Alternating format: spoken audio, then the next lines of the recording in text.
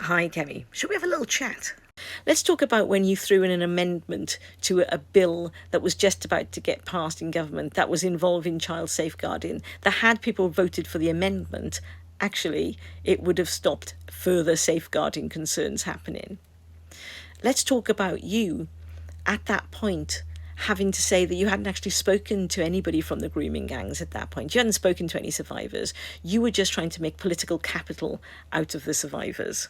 And let's talk about the fact that Starmer, instead of jumping on the bandwagon and listening to the populists and to the Tories, actually commissioned an audit which allowed them to find the scope of the national inquiry, an audit that has already allowed them to talk about changing the law, and changing the law around really important issues. Let's talk about the fact that they're reopening cases that you could have done that to. And let's talk about the fact that the people that have been on the front line of the grooming gang scandal for years are calling you out. And are calling you out because of all the people to make out didn't care about this.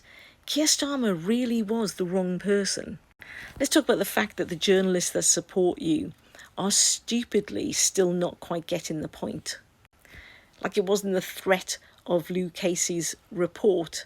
It was the fact they commissioned that report to facilitate all of this happening. And let's talk about 14 years where the Tories could have done something.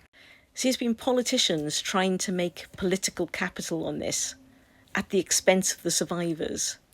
That is one of the real issues here. And you, Kemi, have just gone right to the top of the league, as you were.